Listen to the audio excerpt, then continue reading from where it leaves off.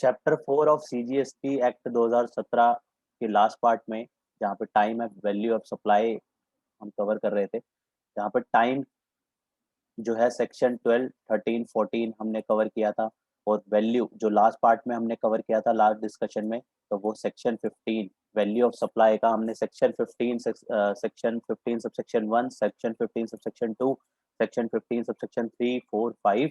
उसके बाद हमने इससे रेलेवेंट जो रूल्स थे, रूल नंबर 27 से लेकर 35 तक, उसके कुछ पार्ट कवर करे थे। रूल नंबर 27 से लेकर रूल नंबर 31 तक हमने कवर किया था। आज इसको एक बार हम गो थ्रू कर लेते हैं। उसको गो थ्रू करने के बाद जो बाकी के जो रूल्स बच जाते हैं वो हम कवर अप कर लेंगे। सेक्शन 15 बहुत लंबा था, हमने इसको अप्रोक्सीमेट आधा कवर किया था, और आधा जो रिमेनिंग पार्ट है आज हम कवर करेंगे। तो शुरू करने से पहले एक बार जो लास्ट डिस्कशन करी थी सेक्शन 15 की, वो तो गो थ्रू करते हैं, 5 मिनट उस पर लगाते हैं ताकि हम कोरिलेट कर पाए पिछले प्रोविजन के हिसाब से। तो हमने वैल्यू ऑफ सप्लाई में सेक्शन 15 में बात करी थी, वैल्यू ऑफ टैक्सेबल सर्विस के बारे में। सेक्शन 15 सबसेक्शन 1, सेक्शन 15 सबसेक्शन 1 क्या बात करता था? सेक्शन 15 सबसेक्शन 1 ट्रांजैक्शन वैल्यू बात करता था कि ट्रांजैक्शन वैल्यू, जो वैल्यू हम इनवॉइस में मेंशन करेंगे, उस ट्रांजैक्शन वैल्यू को ही हम टैक्सेबल वैल्यू मान लेंगे। हमने हमने इस बात का ध्यान रखना था कि ट्रांजैक्शन वैल्यू और टैक्सेबल वैल्यू में क्या फर्क होता है। तो ट्रांजैक्शन वैल्यू हमारा जो इनवॉइस में हम वैल्यू लेके चलेंगे, उसी को ही हम टैक्सेबल वैल्यू मान लेंगे। लेकिन कब मान लेंगे? जब दो कंडीशन हमारी सेटिस्फाइड हो जाएंगी। पहली कंडीशन थी कि दोनों सप्लायर और रेसिपिएंट जो है वो रिलेटेड पार्टी नहीं होने चाहिए, दोनों पार्टी बायर और सेलर रिलेटेड नहीं होने चाहिए। और दूसरी कंडीशन थी कि price is the sole consideration. जब दोनों कंडीशन सेटिस्फाइड हो जाएंगी, दोनों कंडीशन सेटिस्फाइड हो जाएंगी, तो जो वैल्यू जो हमने डील करी होगी वो ट्रांजैक्शन वैल्यू हो जाएगी। हमने एग्जांपल लिया था, हम गए फर्नीचर लेने, उसने 12,000 का बताया, हमने कहा नहीं, इसको आप 9,000 का। लास्ट में हमारे बीच में वैल्यू तय हुई 10,000 रुपए की। तो ऐसे केसेस में हम दोनों बायर और सेलर जो थे दोनों अनरिलेटेड थे, जस्ट एक कॉमन शॉप में गए, जो है अननोन दोनों थे, हम दोनों अननोन थे, तो हमारे बीच में जो प्राइस तय हुआ 10,000 रुपए तय हुआ, और उसके बाद दोनों ही रिलेटेड नहीं थे, तो दोनों कंडीशन हमारी सेटिस्फाइड हो जाती है। तो उस केस में जो हमारी वैल्यू रहेगी टैक्सेबल ट्रांजेक्शन वैल्यू 10,000, वही हमारी टैक्सेबल वैल्यू बन जाएगी। उसके बाद हमने देखा था कि 15.2 में कौन कौन सी एड ऑन्स होती हैं। 15.1 की वैल्यू में कौन कौन सी एड ऑन्स होंगी, तो हमने वहां पे एड ऑन करी थी कि ड्यूटीज एंड टैक्सेस, और ड्यूटीज टैक्सेस वगैरह सारे ऐड होंगे अदर देन जीएसटी। जीएसटी को छोड़ के बाकी सारे जो ड्यूटीज टैक्सेस वगैरह लगे होंगे वो सारे ऐड ऑन हो जाएंगे। इसके अलावा interest, fees penalty for the delayed payment जो होगी, वो भी जो है इसमें ऐड हो जाएगी एज पर सेक्शन 15 सबसेक्शन 2। 15(1) की जो वैल्यू होगी उसमें ये सारी वैल्यूज ऐड हो जाएंगी, और इसके ऊपर भी जो है जीएसटी लगेगा। थर्ड हमने देखा था, सेकंड और थर्ड हमने देखा था, payment incurred by the recipient for which supplier liable to pay. तो अगर सप्लायर के बिहाफ पे और रेसिपिएंट के बिहाफ पे सप्लायर को खर्चा करता है, तो वो भी जो है उस वैल्यू में ऐड ऑन हो जाएगा। इसके बाद हमने देखा था इंसिडेंटल एक्सपेंसेस, ताकि ताकि अगर उसने कहा कि ट्रांसपोर्टेशन के 500 रुपए और लगेंगे, या इंश्योरेंस करानी पड़ेगी, इसमें इंश्योरेंस, अगर हम मोबाइल लेने गए, मोबाइल 20,000 का मोबाइल था, उसने कहा कि इस मोबाइल की इंश्योरेंस करानी है तो 1,000 रुपए और लगेंगे, तो ऐसे केसेस में जो 20,000 पे 1,000 रुपए ऐड ऑन हो जाएगी, वो भी जो है उसका पार्ट बन जाएगा, और 21,000 रुपए जो हमारी जो है उस टाइम पे ट्रांजेक्शन वैल्यू हो जाएगी, और उसके ऊपर जो है जीएसटी लग जाएगा। तो इस तरीके के जो खर्चे होंगे वो भी जो है वैल्यू में ऐड ऑन हो जाएंगे। और लास्ट में हमने बात करी थी कि सब्सिडी को लेकर, प्राइस सब्सिडी अगर वो गवर्नमेंट सब्सिडी है तो इंक्लूड नहीं होगी, अदरवाइज जो है वो सब्सिडी जो है वैल्यू में इंक्लूड होगी। ये सारी बातें हमने 15(2) में जो एड ऑन्स करे थे वो सारी प्लस होंगे, वो सारी वैल्यू में ऐड होंगे। और 15(3) में जो हमने बात करी थी वो वैल्यू में से लेस होंगे। और वैल्यू में से क्या लेस होंगे? वो सिर्फ और सिर्फ डिस्काउंट, अगर डिस्काउंट ऑफर होता है तो वैल्यू में से वो लेस होगा। और डिस्काउंट को हमने दो पार्ट में बांटा था, आफ्टर डिस्काउंट और बिफोर डिस्काउंट। अगर आफ्टर डिस्काउंट होगा तो उसके लिए कुछ कंडीशंस थी, लेकिन अगर बिफोर या at the time of supply, अगर उस टाइम पे डिस्काउंट दिया जाता है तो वो इनवॉइस वैल्यू में से ही लेस हो जाता है। हमने एग्जांपल लिया था 10,000 का जो हमारा प्राइस तय हुआ था, उसमें फर्दर डिस्कशन के बाद 500 रुपए का और डिस्काउंट दे दिया, तो 9500 के ऊपर जो है जीएसटी लगेगा। 500 रुपए जो है एज पर सेक्शन 15 सबसेक्शन 3 जो है हमें अलाउ हो जाएगा, वो उसके ऊपर जो है जीएसटी नहीं लगेगा। तो वो वैल्यू जो है डिस्काउंट की बिल में से ही लेस हो जाएंगी। और उसके बाद हमने सेकेंड पार्ट इसका डिस्काउंट का डिस्कशन किया था, जहां पे बाद में डिस्काउंट दिया जाता है, पहले नहीं डिस्काउंट दिया जाता। इसको हमने बहुत ही डिटेल में डिस्कस किया था, जहां पे एक कॉन्ट्रैक्ट किया था सेलर और बायर के बीच में, कि वहां पे उसने कहा कि अगर आप मेरे से 1000 क्वांटिटी ले लोगे या 500 क्वांटिटी ले लोगे, अगर हमने टीवी का एग्जांपल लिया था कि 15,000 रुपए का टीवी था और 15,000 का रेट जो है दोनों के बीच में तय हुआ था। और उसके बाद उसने कहा था कि अगर मेरे से आप 500 क्वांटिटी ले लेते हो टीवी की, तो मैं जो है 14,000 के आपको टीवी लगा दूंगा।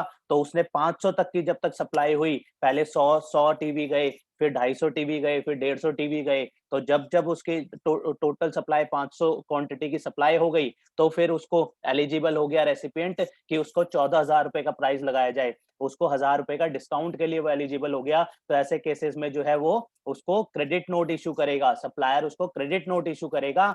और उसको जो है पहले 15,000 का ही देगा इनवॉइस, नॉर्मल इनवॉइस। जब वो 100 पहली क्वांटिटी 100 की सप्लाई करेगा तो 15,000 के हिसाब से करेगा। दूसरी हमने एक क्वांटिटी ली थी, 250 क्वांटिटी बाद में सप्लाई करी थी, वो भी 15,000 के हिसाब से करी थी।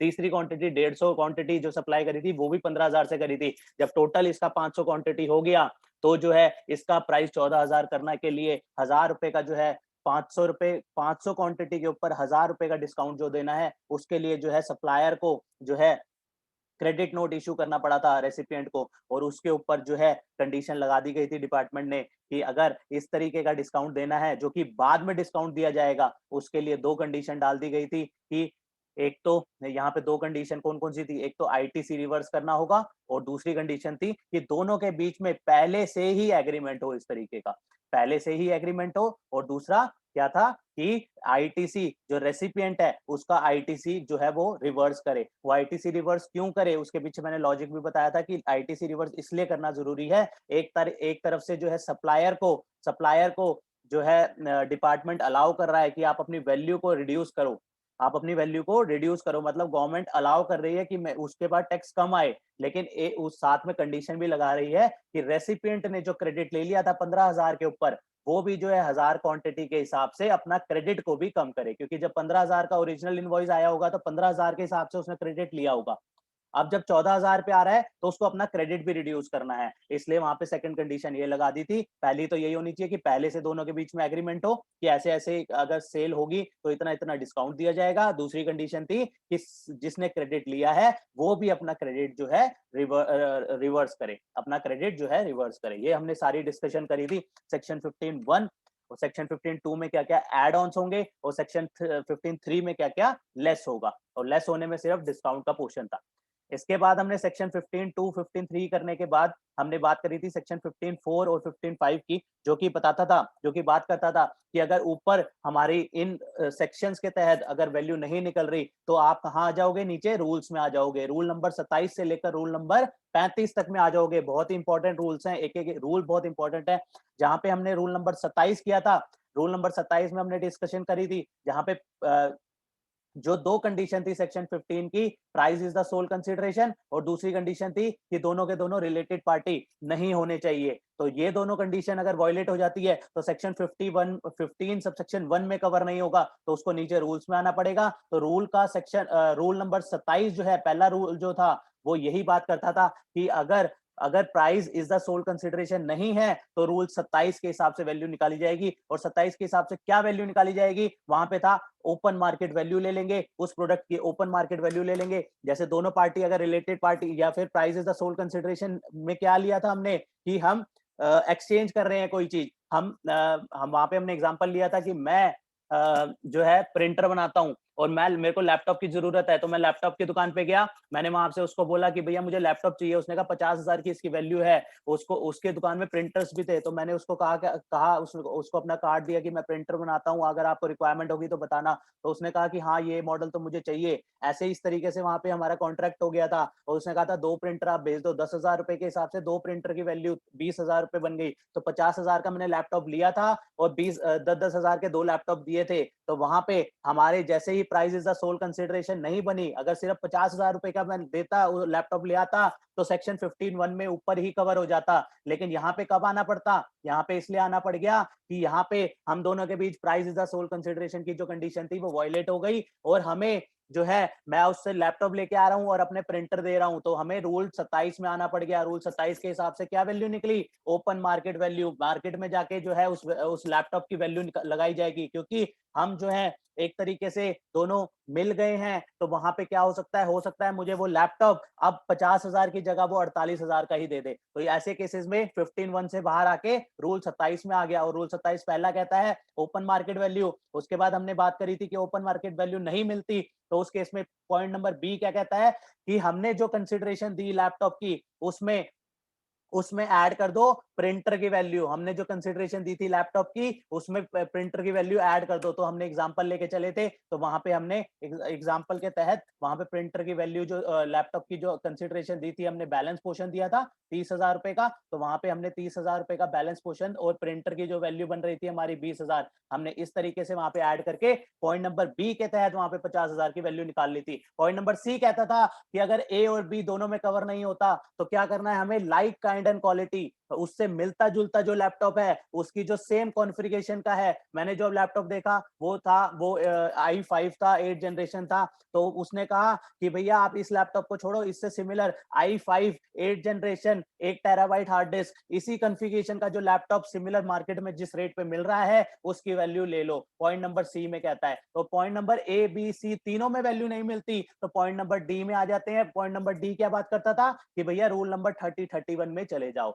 27 की 3 कंडीशन सेटिस्फाइड नहीं होती थी, तो डी पार्ट कहता था रूल नंबर 30-31 में चले जाओ। तो रूल नंबर 30 और 31 हमने लास्ट में डिस्कस किया था, राइट। यही हमने फिर दोनों एग्जांपल भी डिस्कस किए थे, अभी जो हमने साथ में एक बार गो थ्रू मैंने करा दिए हैं।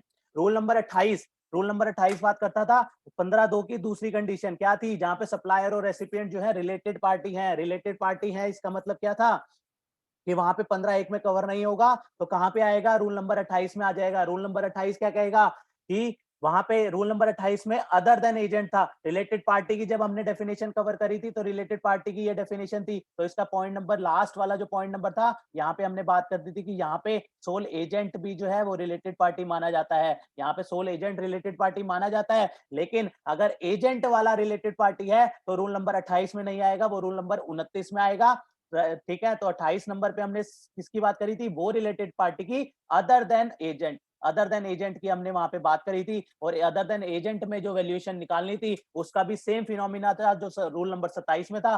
पहला तो ओपन मार्केट वैल्यू ले लो, और उसके बाद क्या था, बी पार्ट में था ओपन मार्केट वैल्यू नहीं है तो लाइक काइंड एंड क्वालिटी की वैल्यू ले लो। इसमें पॉइंट नंबर बी जो था यहाँ पे मिस जो था, ये सेम नहीं लिया गया था। ये क्यों नहीं लिया गया था, इसका मैंने रीजन भी बताया था, क्योंकि यहाँ पे जो है टोटल कंसिडरेशन और यहाँ पे कोई चीज एक्सचेंज नहीं हो रही है। यहाँ पे जो है किस लिए हो रहा है, यहाँ पे रिलेटेड पार्टी की वजह से हो रहा है। वहां पे क्या था, वहां पे क्या था, तो ऊपर वाले रूल में क्या था, वहां पे कोई चीज एक्सचेंज हो रही थी। लैपटॉप लेने गया और क्या हुआ, लैपटॉप लेने गया, लैपटॉप लिया और प्रिंटर दे आया, तो ऊपर वहां पे इसलिए एक्सचेंज हुआ था, इसलिए पॉइंट नंबर बी डाला गया था। यहाँ पे तो जस्ट रिलेटेड पार्टी है, इसलिए रूल नंबर 28 में आ रहे हैं, इसलिए पॉइंट नंबर 2 यहाँ पे, पॉइंट नंबर बी यहाँ पे नहीं है। उसके बाद जो ऊपर पॉइंट नंबर सी में लिखा था, सेम यहाँ पे पॉइंट नंबर बी में लिख दिया गया कि लाइक काइंड एंड क्वालिटी वाली जो है उसका प्राइस देख लो आप, उसको ले लो। और अगर ए और बी दोनों भी सेटिस्फाइड नहीं होते, तो रूल नंबर सी क्या कहता था, सेम जो ऊपर रूल नंबर डी कहता था कि अगर ऊपर की कंडीशन सेटिस्फाइड नहीं हो रही,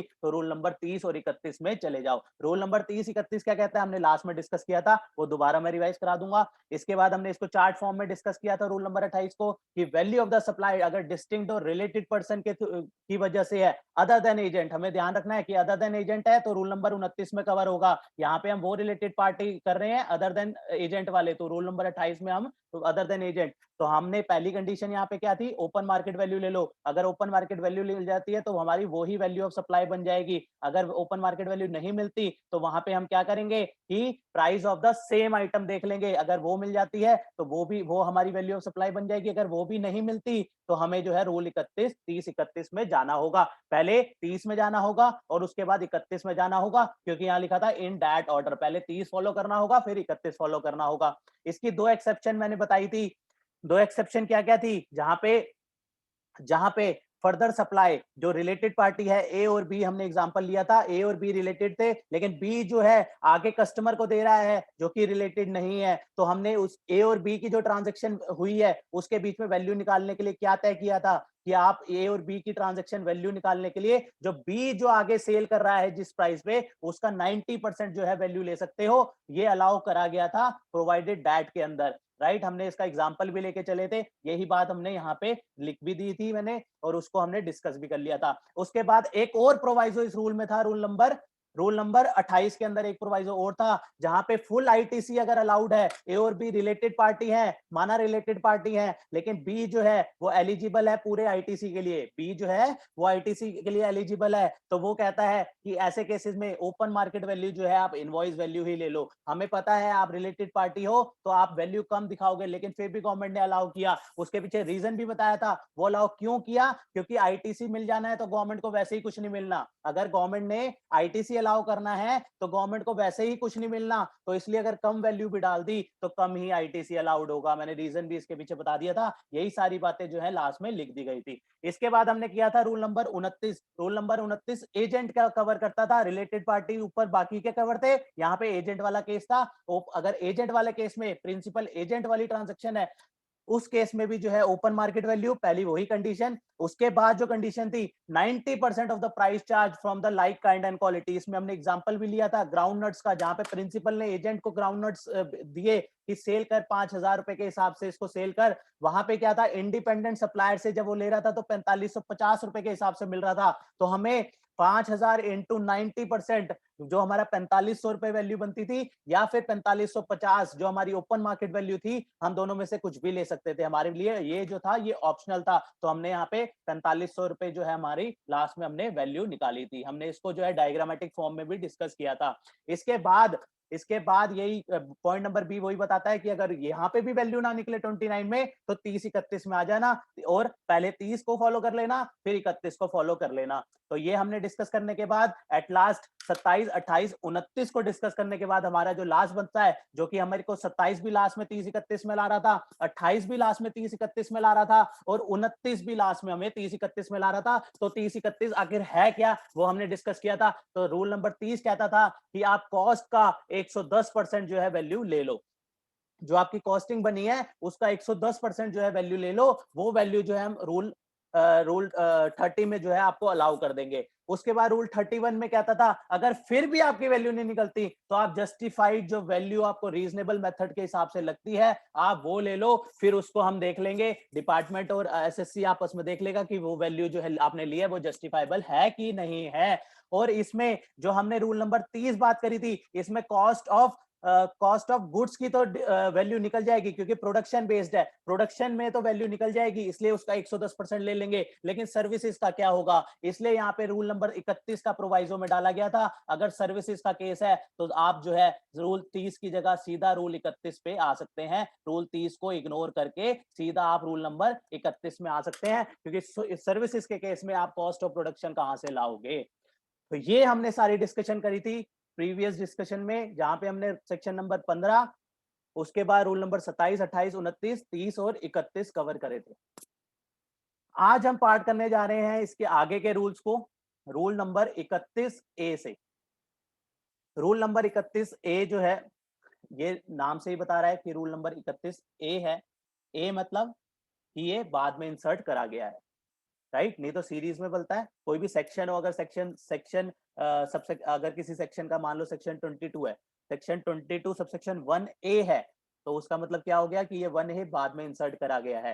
तो जैसे हमने देखा कि सेक्शन 7 हमने पढ़ा था सप्लाई का, तो वहां पे शेड्यूल 2 किस में डिफाइन था, सेक्शन 1 ए में डिफाइन था, सेक्शन 7 सबसेक्शन 1 ए में डिफाइन था। तो वो सेक्शन जो था सेक्शन 7 सबसेक्शन 1 ए बाद में इंट्रोड्यूस करा गया था, वो पहले था section 1 subsection section 7 subsection 1 clause D था पहले वो। तो इस तरीके से जो उनसा जिसमें न्यूमेरिक से हमें ध्यान में रखना है कि इस तरीके के जो रूल्स हैं ये बाद में लाए गए हैं। तो आज जो हम डिस्कशन करेंगे रूल नंबर 31 ए से लेकर रूल नंबर 35 तक डिस्कशन करेंगे। अब ये जो रूल्स हैं ये हम कह सकते हैं कि ये रूल्स जो है इंडस्ट्री वाइज है। अभी तक जो हमने रूल्स डिस्कस किए थे ऊपर 27, 28, 29, 30 और 31, वो जो रूल्स थे वो कोई भी जो है अगर सेक्शन 15 की कंडीशन, चाहे वो कोई भी गुड्स हो, चाहे वो कोई भी सर्विस हो, वो किसी भी केस में अगर ऊपर सेक्शन 15(1) की कंडीशन सेटिस्फाइड नहीं करते थे, तो वो रूल्स में फॉल कर जाते थे। उसमें गुड्स और सर्विसेज हमें देखने की जरूरत नहीं पड़ती थी कि कौन से गुड्स हैं या कौन सी सर्विसेज है। लेकिन लेकिन अब जो है, अब हम जो रूल्स पढ़ने जा रहे हैं रूल 31A से, वो पर्टिकुलर सेक्टर वाइज है। अगर हम lottery, betting, gambling, horse race, इस तरीके की अगर सर्विस दे रहे हैं, तो हमें जो है रूल 31A का कंप्लाई करना होगा। इस अगर हम किसी मनी एक्सचेंजर की का काम करते हैं, उस केस में हमें अलग से अलग-अलग जो केसेस में, अगर हमारा लाइफ इंश्योरेंस, जनरल इंश्योरेंस का बिजनेस है, तो हमें अलग रूल का कंप्लाई करना पड़ेगा। इसलिए जो है यहाँ पे जो है हम कह सकते हैं, ये जो रूल्स आगे हम अब पढ़ने जा रहे हैं, ये इंडस्ट्री वाइज रूल्स हैं। अगर वो इंडस्ट्री में फॉल करते हैं, तो वहां पे उस इंडस्ट्री को जो है वो रूल्स को का जो है कंप्लाई करना पड़ेगा। तो अब इसको वन बाय वन हम शुरू करते हैं कि कौन सा रूल कौन सी इंडस्ट्री के लिए है और उसको किस तरीके से जो है उसको कंप्लाई करना है, क्या वैल्यू लेनी है उस केस में, राइट? तो शुरू करते हैं रूल नंबर 31(1) से। ये यहाँ पे मैंने ब्रैकेट में लिख दिया, दिस रूल इज मैंडेटरी। अगर लॉटरी, गेटिंग, गैम्बलिंग का है, तो उस वो 15(1) के हिसाब से अपनी वैल्यू नहीं निकाल सकता। उसके लिए मैंडेटरी है कि उसको जो है रूल नंबर 31(1) के अंदर ही आना पड़ेगा। उसकी मर्जी नहीं है, वो ये नहीं है कि 15(1) में अगर उसको वैल्यू कम पड़ रही है वो वहां चला जाएगा, नहीं। उसको जो है रूल 31(1), क्योंकि ये स्पेसिफिक रूल है इनके लिए, तो इनको यहीं पे ही आना पड़ेगा। कोई भी lottery, getting, betting, gambling, horse race, इसके रिगार्डिंग कोई भी अपनी सर्विसेज देता है, तो वहां पे उसको यहाँ आना पड़ेगा। इसलिए रूल नंबर 31(a) सब रूल 1, रूल के बाद क्या आता है? सब रूल 1।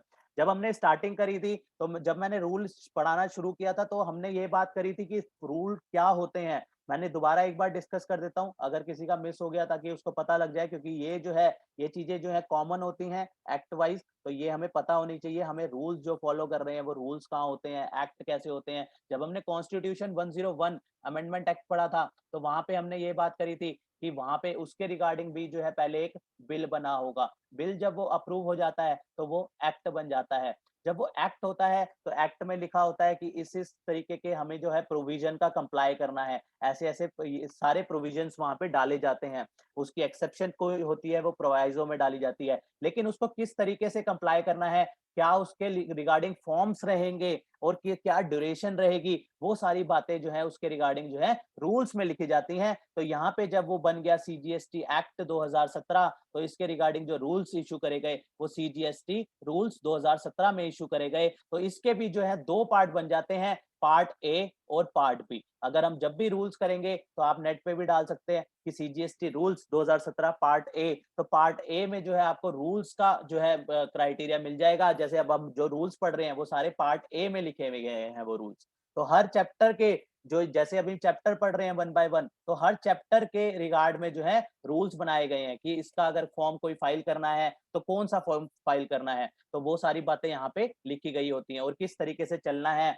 तो अगर जैसे मनी एक्सचेंजर का या लॉटरी, गेटिंग, बैम्बलिंग का हम जो पढ़ रहे हैं, ये सारी रूल्स में लिखे गए हैं। और इसके रिगार्डिंग जो फॉर्म्स वगैरह होंगे, वो पार्ट बी में स्पेसिफाइड होते हैं। ये सारे फॉर्म्स जो है जीएसटी के, वो सीजीएसटी रूल्स 2017 के पार्ट बी में जो है स्पेसिफाइड करे जाते हैं। चाहे हम अपना रेगुलर फॉर्म, हम 3B1 की बात करें, कोई भी फॉर्म की बात करें, आईटीसी 4 की बात करें, तो जो भी फॉर्म्स वगैरह देखेंगे, ये फॉर्म्स का पैटर्न हमें कहाँ से मिलता है कि टेबल नंबर 3(1) में ये आएगा, 4 में ये आएगा, 5 में ये आएगा। वो सारे के सारे जो है गवर्नमेंट जो है सीजीएसटी रूल 2017 के पार्ट बी में फॉर्म डालते हैं। और इसको, ये एक्ट जिस हिसाब से चेंज होता जाता है, जैसे हमने अभी बात करी कि सेक्शन 1 का 1A डाला गया, इसी तरीके से रूल को भी जो है अमेंड करा जाता है। जैसे जैसे एक्ट को अमेंड करा जाता है, जरूरत के हिसाब से रूल्स को भी अमेंड करा जाता है। ये मैंने, तो हम दोबारा आते हैं जो आज की हमारी डिस्कशन का पार्ट है। रूल्स का मैंने जस्ट हल्का वो हाईलाइट दे दिया कि रूल्स और जो एक्ट में क्या रहता है। यहाँ पे हमने जो बात करी थी, ये भी बात करी थी कि ये जो रूल्स हैं, ये चैप्टर 4 ऑफ सीजीएसटी रूल्स, ये जो हमने स्टार्टिंग में बात करी थी, यहाँ पे लास्ट डिस्कशन की एक बार रिपीट कर रहा हूँ मैं साथ साथ थोड़ा बहुत, कि यहाँ पे ये चैप्टर 4 ऑफ सीजीएसटी रूल्स था। और हमने जो स्टार्टिंग में जो ये चैप्टर देखा, ये भी चैप्टर 4 ऑफ सीजीएसटी एक्ट है। चैप्टर 4 ऑफ सीजीएसटी एक्ट है, टाइम वैल्यू ऑफ सप्लाई। तो इसका मतलब लेकिन ये जरूरी नहीं होता कि चैप्टर 4 अगर सीजीएसटी एक्ट का वैल्यू है तो इसका रूल्स, इसके रिगार्डिंग जो रूल्स हैं वो भी चैप्टर 4 में ही होंगे। ये तो बाई चांस जो है सीरीज उसकी मैच कर गई कि रूल्स जो एक्ट है वो भी चैप्टर 4 में है और जो अपना रूल्स है वो भी चैप्टर 4 ऑफ सीजीएसटी रूल्स में। अदरवाइज जो है अलग अलग चैप्टर्स में एक्ट का अलग सीरीज चलती है और रूल्स की अलग अलग सीरीज चलती है। जब हम आईटीसी करेंगे तो उसके रिगार्डिंग में भी देखेंगे कि रूल्स जो है वहां पे अलग चैप्टर में फॉल कर रहे हैं और जो हमारा एक्ट है वो अलग चैप्टर में फॉल कर रहा है। हम वापस आते हैं रूल नंबर 31 एक जो आज की हमारी डिस्कशन शुरू हुई है। तो हमारी इस डिस्कशन में हमने सबसे पहले बात करी, सबसे पहले ये कहता है रूल 31 ए के सब रूल 1 में, यहाँ पे सब रूल 1 होगा इसका। ये कहता है notwithstanding anything contain in the provision of this chapter. पूरे के पूरे चैप्टर को ओवरराइड कर रहा है, कहता है मैं नहीं मानता ये चैप्टर ऊपर की बात क्या कह रहा है, मैं इस चैप्टर को ऊपर जितनी बातें करी हैं मैं नहीं मानता। इसलिए तो हम ये कह रहे हैं कि ये रूल मैंडेटरी है। अगर lottery, betting, gambling, horse race का केस है तो हम ऊपर तो कवर हो ही नहीं सकते, हमें सीधा सीधा रूल 31 में आना है। और रूल 31 में कहता है the value in respect of supply of shall be determined in the manner provided hair after.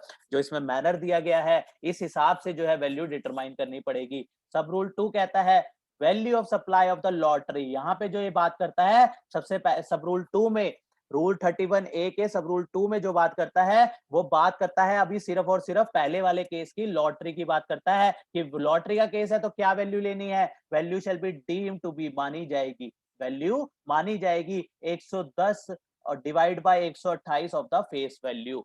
अगर मान लेते हैं किसी लॉटरी टिकट की वैल्यू 1000 रुपए में कोई लॉटरी मिल रही है, 1000 रुपए की कोई लॉटरी मिल रही है तो अब इसकी टैक्सेबल वैल्यू निकालनी है। 1000 रुपए में हमें लॉटरी मिली तो हम इसकी 100 डिवाइड बाय 128 करके जो है इसकी वैल्यू निकाल लेंगे। हमारी वैल्यू इसकी निकल जाएगी 128 इंटू 100, तो हमारी इसकी वैल्यू आ जाएगी 781.25, हमारी इसकी टैक्सेबल वैल्यू बन जाएगी। इसको जो माना जाएगा ये टैक्सेबल वैल्यू हमारी बन जाएगी। इसके ऊपर जो है अगर आप मान के चलो इसके ऊपर 28% जैसे ही हम टैक्स लगाएंगे, इसके ऊपर जैसे ही आप इसका ना जैसे ये 128 आ रहा है डिवाइड बाय 128, तो यही बता रहा है यहाँ पे, इसी से ही पता लग रहा है इसके ऊपर जो एप्लीकेबल रेट रहेगा, क्योंकि ये टैक्सेबल वैल्यू निकल गई तो इसके ऊपर जो एप्लीकेबल रेट रहेगा 28% रहेगा। तो जैसे ही हम 28% इसमें ऐड करते हैं तो ये बन रहा है हमारा 218 रुपए 75 पैसे। तो इसकी टोटल वैल्यू जो है हमारी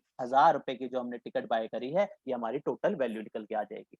तो इस तरीके से जो है यहाँ पे जो है वैल्यूएशन करी जाएगी लॉटरी के केस में। तो लॉटरी के केस में टिकट की जो फेस वैल्यू हमने एग्जांपल लिया यहाँ पे 1000 रुपए का, यहाँ पे जो उसकी वैल्यू निकल के आएगी उसको इनटू 100 डिवाइड बाय 118 करके जो है उस face value of the ticket को वहां पे वैल्यू निकाली जाएगी। या फिर यहाँ पे लिखा है और price notified in the official gazette by the organising state. Organising state वो रहते हैं जो इस लॉटरी को ऑर्गेनाइज बेसिकली वो ला रहे हैं, पब्लिक डोमेन में ला रहे हैं। तो वो जो ऑर्गेनाइजिंग स्टेट रहेंगे, यहाँ पे हमें ये बात लिखी गई है ऑर्गेनाइजिंग स्टेट की लॉटरी रेगुलेशन रूल्स में लिखी गई है, लेकिन उसमें हमें जाने की जरूरत नहीं है। जस्ट हमें ये देखना है कि हमें बेसिकली वैल्यूएशन की बात करनी है। तो जो स्टेट ऑर्गेनाइज करेगा वो या तो वैल्यू नोटिफाई कर देगा कि इस केस में इसकी वैल्यू टैक्सेबल वैल्यू ये रहेगी। अदरवाइज रूल 31A(2) जो हमें बताता है कि हमें उसकी वैल्यू लेनी है, जो फेस वैल्यू टिकट की जो वैल्यू होगी उसको हम डिवाइड कर देंगे 128 से और इंटू 100 करके हम जो है वैल्यू निकाल लेंगे।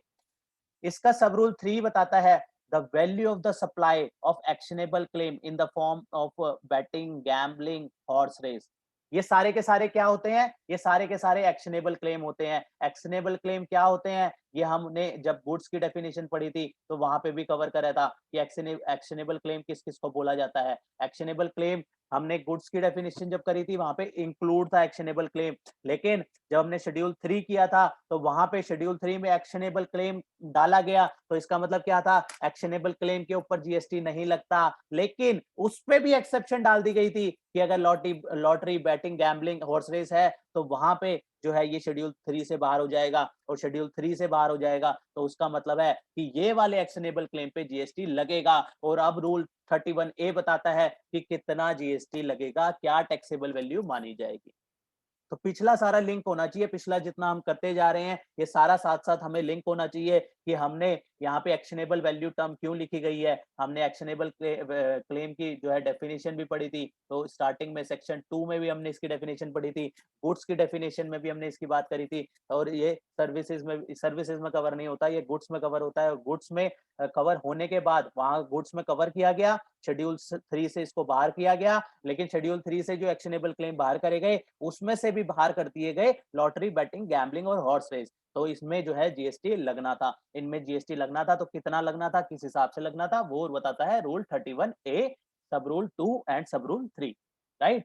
तो इसमें कहता है अगर बैटिंग, गैम्बलिंग और हॉर्स रेस की बात है, ऊपर जो हमने बात करी वो लॉटरी की करी, अगर बैटिंग, गैम्बलिंग और हॉर्स रेस की बात है तो वहां पे जो फेस वैल्यू होगी बैट बैट की, जितने की शर्त लगी उसकी जो फेस वैल्यू होगी उसका 100%, फेस वैल्यू को 100% जो है वैल्यू मान ली जाएगी, और amount paid into the totaliser, जितनी वैल्यू जो है टोटलाइजर के पास रखी जाती है। कैसे होते हैं, कैसा होता है ये, बैटिंग लगी 10 जनों के बीच में, बैटिंग लगी तो हर कोई एक बंदे को, जिसको टोटलाइजर बोला जाएगा, उसके पास पैसा जमा करा देगा। ऐसा तो नहीं है ना बाद में कल को जो बंदे हार गए वो कहेगा मैं नहीं दे रहा। तो वहां पे क्या होता है, पहले ही जो है अमाउंट जो है बुक कर दिया जाता है, टोटलाइजर के पास जो है अमाउंट बुक हो जाएगा, राइट। 1000 रुपए सबने दिए 10 जनों ने, तो 10,000 रुपए उसके ऊपर उसके पास जमा हो गए, तो जो जीतेगा उसको जो है वो वैल्यू मिल जाएगी, राइट। इसी तरीके से रहता है, लॉटरी में भी इसी तरीके से होता है, जिसकी लॉटरी निकल गई उसको वैल्यू मिल जाती है, बैटिंग में भी जो शर्त जीतेगा, राइट, वो उसको वैल्यू मिल जाएगी। इसी तरीके से गैम्बलिंग और हॉर्स रेस में भी रहता है, जो जीतेगा उसको जो है वैल्यू जो है सारी की सारी मिल जाएगी। बात यहाँ पे टैक्सेबल वैल्यू की है कि उस केस में जीएसटी तो लगना है, तो टैक्सेबल वैल्यू क्या निकालनी है, वहां पे गवर्नमेंट कहती है कि 100% of the face value of the bet ले लो, ठीक है, जो फेस वैल्यू जो तय हुई है उसका 100% ले लो, या फिर जो अमाउंट जो टोटलाइजर के पास इकट्ठा हुआ है वो वैल्यू ले लो। तो यहाँ पे हमें सब रूल 3 में ये बात बताई गई है। ये हमारे लिए सब कब कब सिर्फ कब एप्लीकेबल होगा, in case of lottery, betting, gambling और हॉर्स रेट्स, और ये रूल जो है मैंडेटरी है, ध्यान रखना है, ये रूल मैंडेटरी है, ऑप्शन नहीं है। ऑप्शन होता तो हर कोई 15-1 में ही चले जाता, यहाँ पे 28% जीएसटी लेना है गवर्नमेंट को वहां पे, इसलिए टैक्सेबल वैल्यू भी निकालना, इसलिए जो है ये केसेस जो है मेन होते हैं, इसलिए यहाँ पे इसके लिए अलग से रूल्स जो है स्पेसिफाइड करे गए हैं। अब हम नेक्स्ट रूल में मूव करते हैं, रूल नंबर 32। रूल नंबर 32 जो है काफी सारे रूल्स की बात करता है, लेकिन ये रूल जो है ऑप्शनल है। अभी जो हमने ऊपर रूल पढ़ा वो रूल जो था मैंडेटरी था, ये वाला रूल जो है ऑप्शनल है, ये वाला रूल ऑप्शनल है। तो यहाँ पे ये कहता है, यहाँ पे भी ये ऊपर की बात को ओवरराइड करता है, notwithstanding anything contain और notwithstanding anything contain in the provision of this chapter the value shall be at the option of the supplier. Overrule तो करता है, लेकिन यहाँ पे फिर भी वो जो है सप्लायर को ऑप्शन दे रहा है कि अगर उसको इस वे में जाना है, इस तरीके से अपनी वैल्यूएशन निकालनी है, तो उसके पास ऑप्शन है, वो इस रूल के सहारे जो है अपनी टैक्सेबल वैल्यू डिटरमाइन कर ले।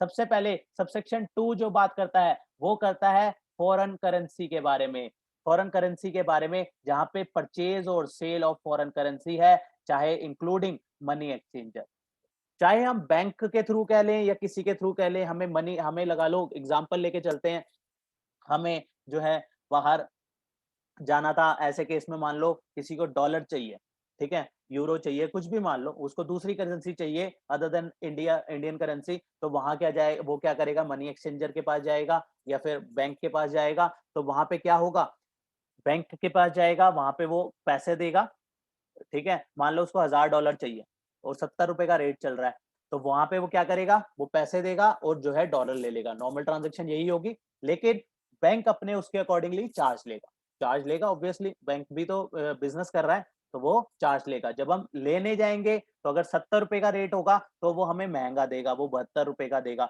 अगर हम बेचने जाएंगे, अगर हम बेच मेरे पास डॉलर, हम वापस आए, ठीक है, $1000 जो है जब मैं लेने गया 70 रुपए का रेट था, उसने कहा 72 रुपए के हिसाब से लगेंगे, 2 रुपए हमारा एक्सचेंज कमीशन है, तो वो 72 रुपए के, मैंने 72,000 रुपए दिए उसको, उसने मेरे को $1000 दे दिए।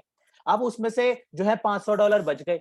अब $500 का क्या करना है, बैंक के पास गया, ठीक है, बाई चांस एग्जाम्पल लेके चलते हैं, वैसे फ्लक्चुएट होती रहती है वैल्यू, मान लेते हैं उस दिन भी 70 रुपए का रेट था, तो उसने उसको बेचने गए, तो उसने 500 रुपए के हिसाब से, तो वहां पे उसने 500 इंटू 72, 36,000 रुपए मुझे वापस नहीं करे। वहां पे वो कहता है भैया 70 रुपए का तो रेट है, मैं तो 68 रुपए का लूंगा आपसे, ₹70 का रेट है, वो कम में बाय करेगा तभी उसको प्रॉफिट होगा। तो अब क्या होगा, वो मुझे जो है $500 जो है ₹68 के हिसाब से जो है देगा, ₹34,000 ही देगा, क्योंकि उसका बिजनेस है, वो खरीदेगा कम में और बेचेगा ज्यादा में। जैसे नॉर्मल होता है वैसे ही जो है मनी एक्सचेंजर जो है वो भी इसी तरीके से एक्ट करता है। वहां पे वैल्यू क्या लेनी है हमें, क्योंकि इनका भी बिजनेस है, राइट, इनके भी कुछ ना कुछ ट्रांजैक्शन वैल्यू होनी चाहिए जिसके ऊपर जीएसटी लगना चाहिए। तो यहाँ पे इसके लिए भी रूल्स जो है बनाए गए हैं। वहां पे रूल्स क्या बनाए गए हैं कि कहता है value of the supply to purchase,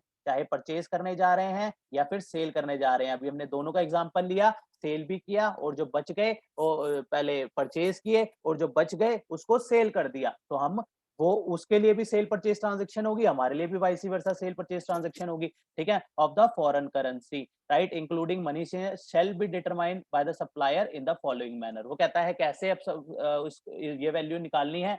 तो पॉइंट नंबर ए में कहता है for a currency where exchange is from or to Indian rupees, हम किसी वैल्यू को इंडियन करेंसी में ट्रांसफर कर रहे हैं या इंडियन करेंसी से ट्रांसफर कर रहे हैं। जो अभी हमने एग्जांपल लिया, मैं पहले $1000 लेने गया था तो मैंने आईएनआर दे के आया था और डॉलर लेके आया था।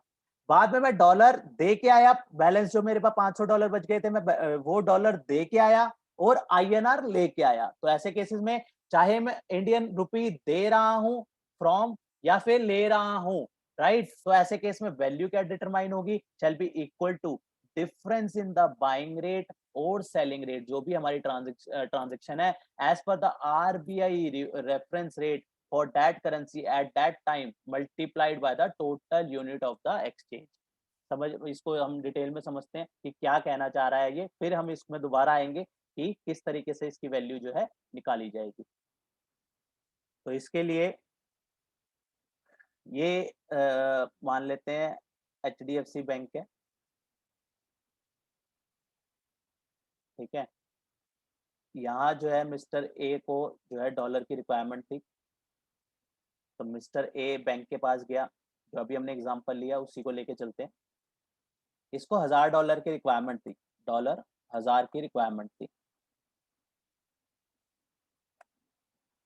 तो उस दिन पे $1 इक्वल टू ₹70, जो वैसे जो आरबीआई का रेफरेंस रेट था, वो जो हम नेट से भी ले सकते हैं रेट, या रेट क्या चल रहा है तो हम निकाल सकते हैं, तो हमारे को रेफरेंस रेट भी मिल जाता है आरबीआई का।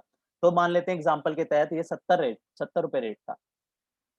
तो हम जो है $1000 थे, तो ये गया बैंक में, ये बैंक में गया, तो ये कहता है भैया $1000 चाहिए, ये लो जो है $1000, इसका मतलब 70 इंटू 1000, ये कहता है $70,000, ये लो मुझे $1000 कहता है दे दो। ये कहता है भैया मैं 70 पे थोड़ी दूंगा, मैं तो 72 पे दूंगा, मुझे भी तो कमीशन कमाना है। तो ये कहता है, फिर ये दोबारा कर गया, $2000 और लेके आया और $72,000 इसने इसको दे दिए। ये बेसिकली इसकी जो है पहली ट्रांजेक्शन की वैल्यू रही। इसको अब हम हटा देते हैं, ये कंफ्यूजन क्रिएट ना करें, राइट, ये रेफरेंस के लिए बताया कि वो अपना एक्सचेंज भी कमाएगा, राइट। ये उसका हो गया, इसके लिए ये हो गई बाइंग, इसके लिए बाइंग ट्रांजेक्शन हो गई मिस्टर ए के लिए, और इसके लिए ये क्या हो गई, सेलिंग ट्रांजेक्शन हो गई, राइट। इसने क्या कमाया, ₹2 इसने जो है डिफरेंस जो है अर्न किया बैंक ने, ₹2 इंटू $1000, इसने ₹2000 इनकम अर्न करी। अगर हम आईएनआर में बात करें तो ₹2000 इसने अर्न करा। अब इसका जब ये ₹500 बच गए, ये दोबारा गया बैंक के पास, कहता भैया $500 बच गए हैं, ये $500 ले लो। अब ये मैं ऑलरेडी बताया कि ₹500 जब ये लेगा तो ये दूसरे रेट पे लेगा,